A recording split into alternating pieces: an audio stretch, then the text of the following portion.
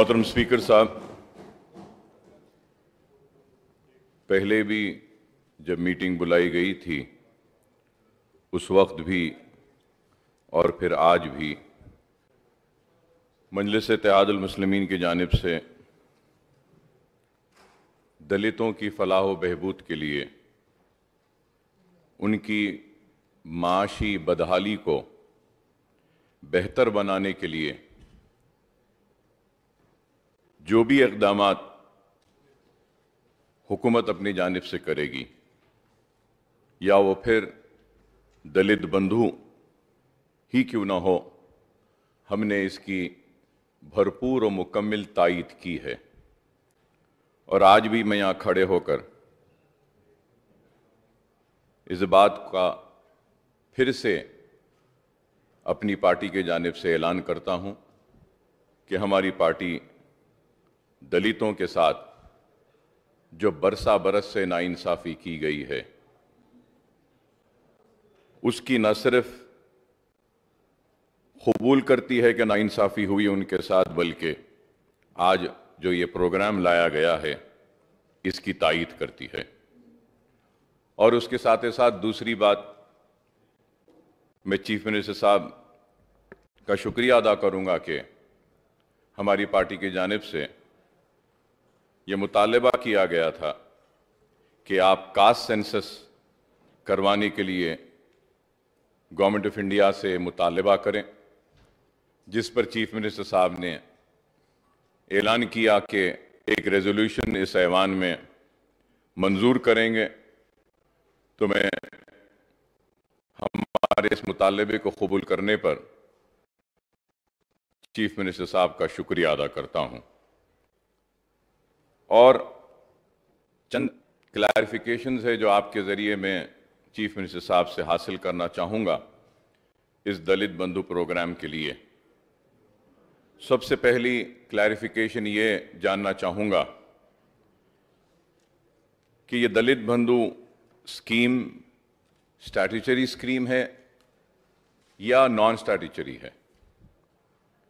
दूसरी बात, क्या आप उसको स्टैट्यूटरी बैकिंग देने के लिए कोई लेजिस्लेशन लाएंगे इस ऐवान में? सर, मैं ख़त्म कर लूँ सब। मैं आपका शुक्रिया अदा करता हूँ। आपसे राय लेना चाह रहा था। एक स्कीम के तहत इसको ऐलान करके चला रहे। अभी जो सब प्लान था उसको हमने स्टैट्यूटरी दर्जा दे दिया है। अक्सर क्या होता अकबर साहब, स्कीम्स के वास्ते कोई स्टैट्यूटरी दर्जा देने की ज़रूरत नहीं पड़ती। अगर हम सब लोग एक राय करके अगर स्टैट्यूटरी दर्जा देना मुनासिब समझे तो आप अपना राय बताइए, हम इसको ज़रूर उसमें ला लेंगे। साहब, क़ानून पे उतना ज़्यादा मेरा उबूर नहीं है, ना ही उतना ज़्यादा काबिल हूँ, लेकिन यही ज़रूर समझता हूँ कि अगर हम बल्क में अगर कोई स्कीम को लाते हैं तो शायद उसके लिए कुछ मंजूरियाँ हासिल करना ज़रूरी होता है। खैर, हुकूमत का लीगल डिपार्टमेंट शायद बेहतर इस पे रहनुमाई कर सकता है और लीगल डिपार्टमेंट अपने मशवरे दे सकता है। सर, और उसके बाद में सर मैं ये भी जानना चाहूँगा कि ब्रॉड गाइडलाइंस क्या आपने कुछ फिक्स की हैं बेनिफिशरीज़ को चुनने के लिए या नहीं?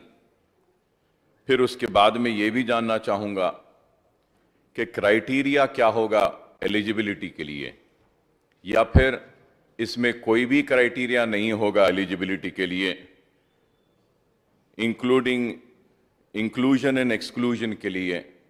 क्या आप सोशो इकोनॉमिक, एजुकेशनल और इनकम पैरामीटर्स को एलिजिबिलिटी के वक्त क्या आप देखेंगे या उसको नहीं देखेंगे?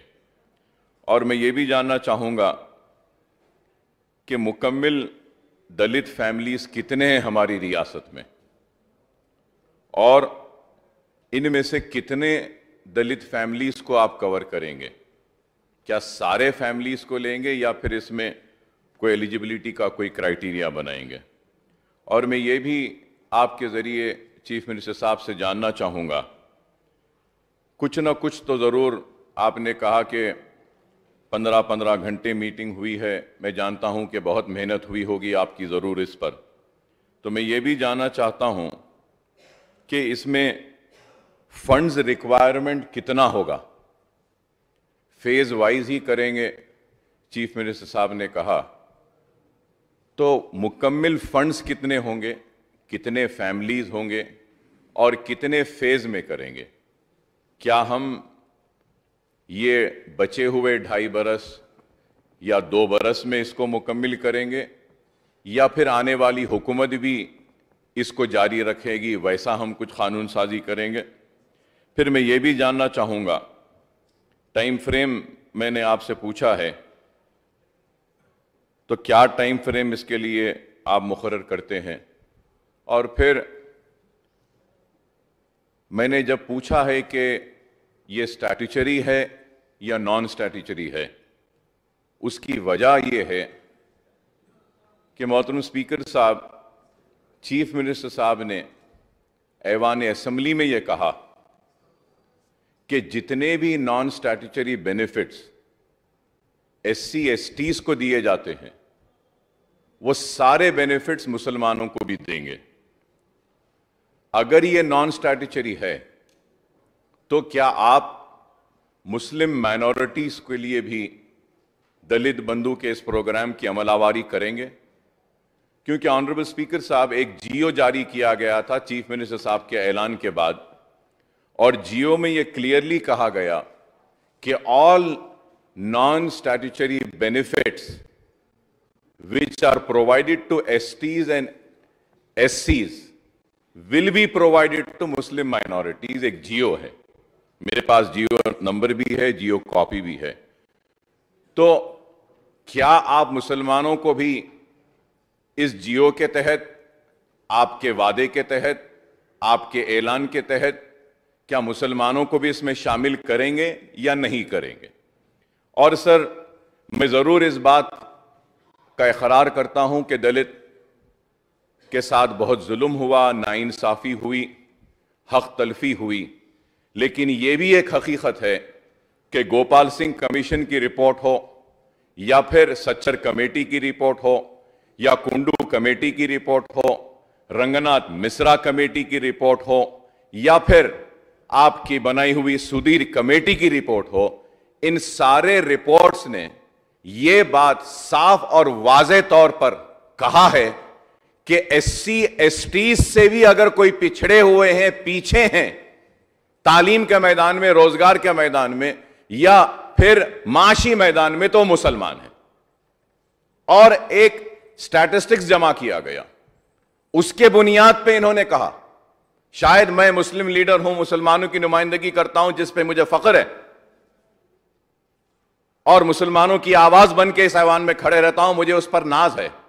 तो लोग बोलेंगे कि आप तो मुसलमान की पसमानदगी की बात करेंगे, लेकिन सच्चर कमेटी मेरी कमेटी नहीं थी, रंगनाथ मिश्रा कमेटी मेरी नहीं थी, कुंडू कमेटी मेरी नहीं थी, सुधीर कमेटी भी मेरी नहीं थी। तो जब इन्होंने SC STs से पसमानदा मुसलमानों को बताया, तो क्या आप इनको देंगे या नहीं देंगे। मैं चीफ मिनिस्टर साहब का शुक्रिया अदा करता हूं कि उन्होंने कहा कि बजट बढ़ाया गया। खैर, जो भी वजह थी मैं भी जानता हूं, आप भी जानते हैं, बोलना नहीं चाहता। कल के बहस में आप नहीं थे, रहते तो शायद हमको और कुछ इंसाफ मिल जाता, क्योंकि जब तक मिनिस्ट्री आपके साथ थी तो हमारे साथ इंसाफ हो रहा था, फंड्स मिल रहे थे। लेकिन अब बहुत बुरा हाल है, चाहे वो माइनॉरिटी वेलफेयर हो, 1.5 लाख दरखास्तें 15 से हैं, और वक्फ बोर्ड का बुरा हाल है। आप जानते हैं किस तरीके से औकाफी जायदादें जा रही हैं, तबाह हो रही हैं, मुसलमान बेरोजगार है, आप जानते हैं। मैं इन सारी चीजों को रखते हुए, खत्म करते हुए यही बात कहूंगा कि मुसलमानों के साथ भी इंसाफ करना है, मुसलमानों को भी इस मुल्क की, इस रियासत की तरक्की का हिस्सेदार बनाना चाहिए। अगर जब तक हमको इस बात का एहसास नहीं होगा कि हम भी इस डेवलपमेंट के हिस्सेदार हैं, हम भी इस तरक्की के हिस्सेदार हैं, तो उस वक्त तक हमारे साथ इंसाफ नहीं होगा। और एक अहम बात आखिर में करते हुए खत्म करूंगा स्पीकर सर, रूरल और अर्बन एरियाज में चाहे वो स्कॉलरशिप्स होने दीजिए, उसके लिए 2 लाख और 1.5 लाख है SC, STs और माइनॉरिटीज के लिए।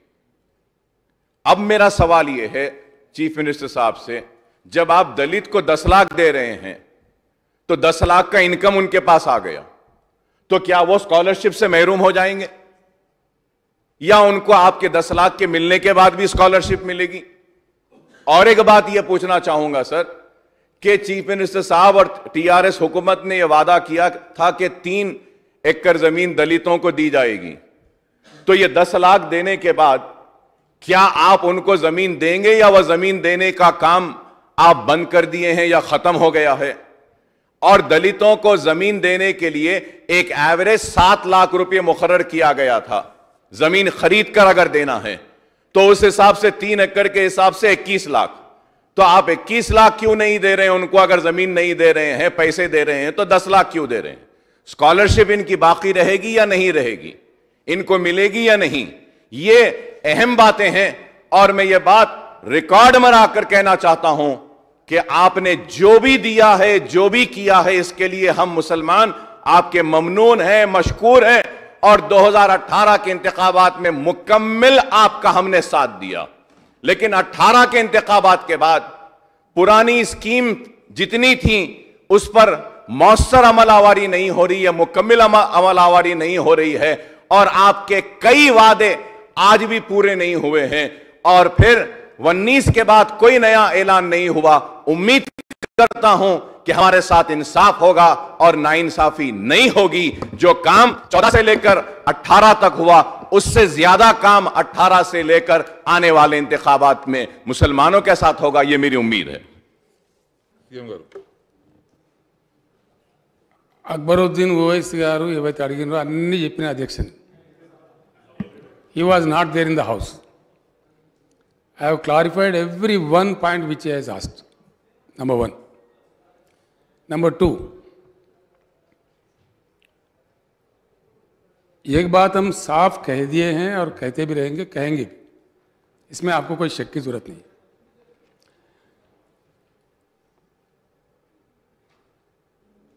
दलित बंधु 10 लाख दिए जाने के बाद हर वो कार्यक्रम अब दलित के लिए जो जारी है वो मुसलसल चलता रहेगा।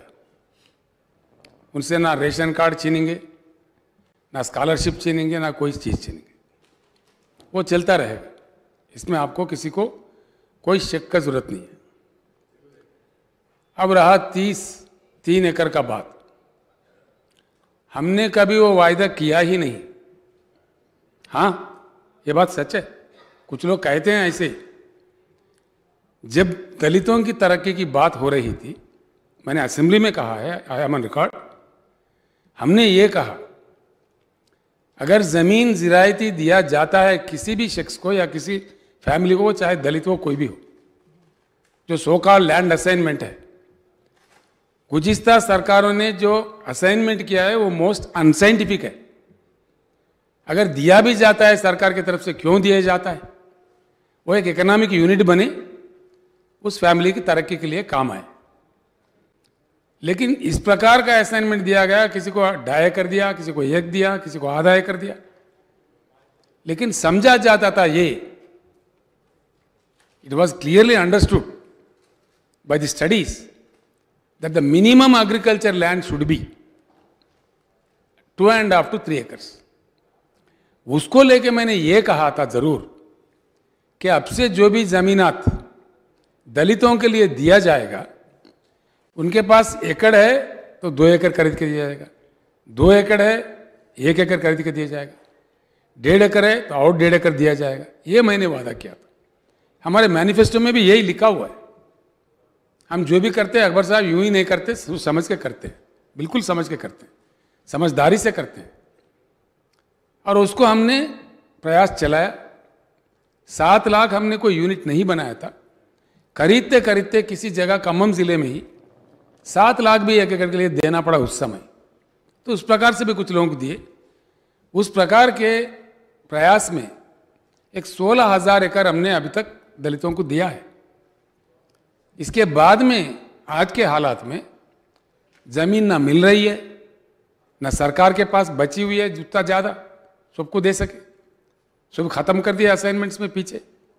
इससे पहले भी आपके आने से पहले भट्टी विक्रमार्का साहब बोल रहे थे कि असाइनमेंट कमिटीज नहीं बैठे। जमीन है तो असाइनमेंट कमिटी है, जमीन है ही नहीं। सरकार खुद अक्वायर कर रही है अपने जरूरियात के लिए, पब्लिक पर्पस के लिए लाखों एकड़ अक्वायर करना पड़ रहा है सरकार को। तो ये जमीन के हालात है। और उनको 10 लाख का बेनिफिट मिलने के बाद जरूर आज जो चल रहे हैं, ऐसा नहीं है कि 10 लाख से ही उनका घर सोना हो जाएगा। एक रास्ता बनेगा उनका तरक्की का। चलते चलते फिर हम ही लोग बात करेंगे इसी हैवान में, डेफिनेटली रिव्यू करेंगे, उसके बाद हम निर्णय लेंगे उस प्रकार का। लेकिन अब जो भी उनके लिए जारी है, वो स्कॉलरशिप हो, रेशन कार्ड हो, कोई और सुविधा हो, वो चलता रहेगा। कोई किसी चीज़ को उनसे लिया वापस नहीं लिया जाएगा। दूसरी बात यह है, जहाँ तक मुसलमानों की बात है, पहले से बहुत बेहतर तरीके से हमारे सरकार काम कर रही है। वो तालीमी मामले में हो, कुछ और मामले में हो, हम काम कर रहे हैं। कुछ हद तक उसके नतीजे भी पाए जा रहे हैं। स्कॉलरशिप में भी बढ़ोतरी दिए, IAS IPS कंपटीशन के लिए उनको पैसे दे रहे हैं, ट्रेनिंग के लिए भी दे रहे हैं, कहीं अन्य जगह भी दे रहे हैं। हाँ, ये बात ज़रूर है, हम सबको गौर करना है। बजट में कुछ कटौती हुई, स्कीम्स में कुछ कटौती हुई, सिर्फ मुसलमानों के लिए नहीं, सबके लिए हुआ है। Because of corona it has very badly hit us. लेकिन अभी हमारा ग्रोथ फिर से जोर पकड़ा है। मैं आपको यकीन दिलाता हूँ, जो हम वायदा करते हैं डेफिनेटली उसको निभाते हैं। थोड़ा समय लगेगा आगे पीछे, और कोरोना जैसा में तो कई रियासत है जो अभी भी प्लेस में नहीं है। हम खुशकिस्मत लोग हैं, हम प्लेस में आ गए हैं, अभी तरक्की जोर पकड़ा है। तो हम प्रार्थना करेंगे खुदा से, भगवान से, कि ये जारी रहे और फिर से हमारे कार्यक्रम जो हम तय कर रहे थे देने के लिए वो देंगे। और दूसरी बात यह है, मुसलमानों को भी दलित बंधु जैसा कार्यक्रम आएगा, जरूर आएगा। थोड़ी सी सब्र की जरूरत होती है। सबसे बॉटम लाइन में यह बात बिल्कुल सच है, जिन कमिटियों का और उन कमिटियों का सिफारिशों का आपने जो जिक्र किया है बिल्कुल सच है। चाहे वो कुंदू कमेटी हो, सचर कमेटी हो, सुधीर कमेटी हो, जो भी कमेटी है, उन्होंने साफ बताया है कि मुसलमानों के हालात भी बहुत ही खराब है, गरीब है। वहाँ भी सरकार का देखने की जरूरत है। हम उसी नज़रिया से कार्यक्रम को शुरू किया है। आप जानते हैं बजट को भी बढ़ावा दिया है, हर चीज़ दिया है।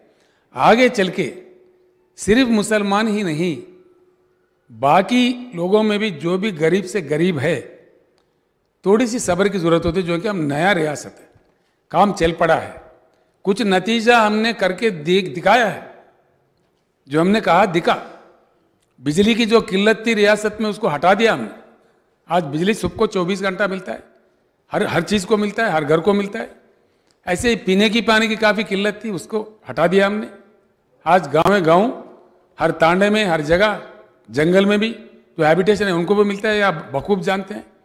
उसी प्रकार से जो हमारे किसान, सिर्फ 12 लाख का जो हमारा उगाई थी, हमारा मतलब फसल आता था 12 हज़ार करोड़ का, रिजर्व बैंक ने भी बताया, केंद्र सरकार ने भी बताया, मरकज के सरकार ने भी बताया कि तेलंगाना के किसान का जो प्रोड्यूस, एग्रीकल्चर प्रोड्यूस, पैडी का वैल्यू है 50,000 करोड़ है।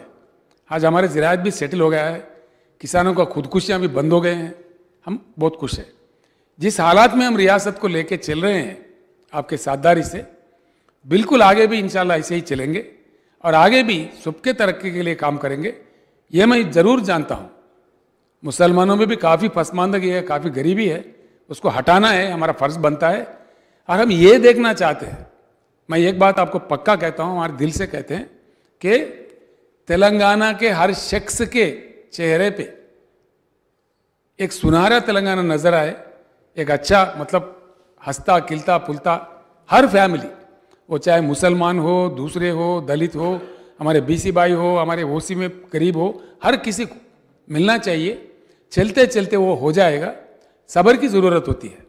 अब दलितों के लिए आपने एक सवाल पूछा मुझे, हमारे जो सर्वे हुआ था उसके मुताबिक हमें ये फिगर मिला है कि हमारे 1,03,00,000 फैमिलीज तेलंगाना में है, जिनमें से 17.5% दलित फैमिलीज है। यानी कि 17 लाख के ऊपर 18 lakh, near to close to 18 lakh Dalit families है। क्राइटेरिया आप पूछ रहे थे, सिर्फ दलित होना ही क्राइटेरिया है। जिस किसी को छोटी मोटी नौकरी है, उन्होंने उतना अमीर तो नहीं बन गया, तो इसलिए द क्राइटेरिया हमने रखा कि दलित फैमिली होना चाहिए। सिर्फ दलित है तो बस है। दूसरी बात यह है, कुछ अच्छे भी दलित लोग हैं हमारे पास, जो हुजूराबाद सेगमेंट में हम अमल कर रहे हैं। एक इंसान का नाम है मिस्टर सोटाला मोहन राव, दलित है। दूसरा शख्स का नाम है कर्रे नरसिम्हा स्वामी। ये दोनों भी सरकारी मुलाजिम थे, दोनों भी रिटायर्ड एम्प्लॉइज है। उन्होंने गिव इट अप कर दिए, हमसे बेहतर किसी को और को दीजिए, इसलिए कि हम ऑलरेडी धनवान हैं। ऐसे दलितों में कुछ धनवान लोग होंगे, they will certainly come forward. Dalit IAS officer होंगे, दलित बिजनेसमैन होंगे, they will not take this. I believe if they are coming forward it is welcome. ये 2 लोग आए हुजूराबाद में, अभी जहाँ इंप्लीमेंट हो रहे हैं, और भी कुछ लोग आ सकते हैं। तो इसलिए मैं उनको भी थैंक्स देता हूँ। दलित होना ही इसका क्राइटेरिया है, जो कि सारे के सारे गरीब है। आप जानते हैं 95%, 96% तक गरीब लोग हैं। कुछ लोगों को जो सरकारी मुलाजिम मिला, ऐसे लोग कुछ उनका थोड़ा बहुत हालत ठीक है। ये बात फिर एक बार मैं दोहराना चाहूँगा। कल विस्तार रूप में आपने चर्चा किया, मैं किसी और वजह से नहीं था, पूरे मेरे पास रिपोर्ट आ गई है। जो जो बातें आपने रखा था हैवान में, उन सारे चीज़ों पे गौर करेंगे और आपसे डिस्कस भी करेंगे। मुझे एक मीटिंग भी बुलानी है कुछ दिनों में, मीटिंग में भी विस्तार रूप से हम बात करते हैं। जो काम निकल गया है ठीक है, जो बात रह गया है उसको किस प्रकार से निपटाया जाए, चाहे वो पुराने शहर के हो, हमारे मुसलमानों के मसाइल के ताल्लुक से हो, ज़रूर इन चीज़ों पर गौर करेंगे। मैं इतना आपको यकीन दिलाता हूँ। ऑनरेबल स्पीकर सर, मैं आपके ज़रिए चीफ मिनिस्टर साहब का शुक्रिया अदा करूंगा कि उन्होंने मुकम्मल जवाब दिया और मुसलमानों की पसमानदगी को तस्लीम किया, और फिर अक़लियती बहबूद के ताल्लुक़ से जो भी कमियां हमने पेश की थी कल, उसको भी इत्तला है कहा। मैं चीफ मिनिस्टर साहब से सिर्फ एक ही बात कहता हुआ रुखसत हो जाऊंगा कि माइनॉरिटी वेलफेयर का बहुत बुरा हाल है। आपसे मैं अदबन दरख्वास्त करूंगा कि जल्द अज जल्द आप एक मीटिंग अगर तलब करके सारे महकमे के लोगों के साथ आपकी मौजूदगी में, और मुझे भी अगर उसमें मदऊ करें, तो हम तफसीलात रखेंगे ताकि हम और बेहतर से बेहतर काम कर सकें और जो कमियां हैं उसको पूरे कर सकें। शुक्रिया। ने कह दिया है अकबर साहब का जो काम बात हुआ अभी, मैं उसको स्वीकार करता हूँ। ज़रूर जल्द से जल्द मैं कोशिश करूँगा कि दशहरे के थोड़ा आगे पीछे में मीटिंग बुला लेते हैं, उस पर पूरा चर्चा करते हैं, जो कि हमारा फ़र्ज़ बनता है, हमारी it's our responsibility to address the poverty of our Muslim community. बिल्कुल मैं बुलाऊँगा और आपको भी स्पेशली बुलाऊँगा। आप लोग आ जाइए, बैठ के बात करते हैं। जो काम हमें अटेंड करने हैं, जो प्रायोरिटाइज करके, उसमें टॉप प्रायोरिटी जो होता है उस पर हम काम शुरू करेंगे। सर, कल परसों रेजोल्यूशन जब भी ले लिए थे गवर्नमेंट ऑफ इंडिया को सब कास्ट सेंसस कराने के लिए, बिल्कुल करते हैं उसका बिल्कुल नहीं। एक बात ये सच है, कई देशों में देखा जाता है, it's very important sir, the subject which is raising is very important in the interest of the whole community, whole रियासत एंड कंट्री। हर देश में, हमारे बगल में जो म्यांमार है, वहां पे भी दिया जाता है कि नेशनल आइडेंटिटी कार्ड, आप कौन है तो मैं ये हूं। ये हमारे पास नहीं है। बड़ी मुश्किल से एक आधार कार्ड आया, उसको भी बात कोर्ट नहीं मानते हैं, बात बार इनकार होता है, बड़ा अजीब सा लगता है।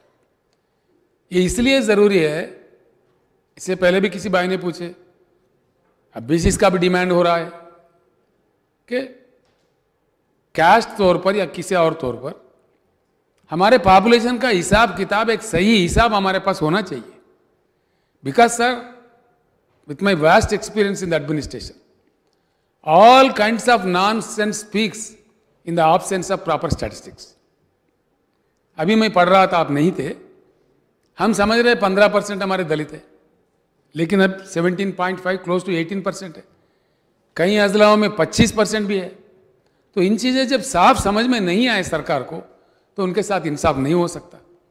100% we will pass a resolution in the House demanding the government of India for taking up the caste census. Thank you, sir.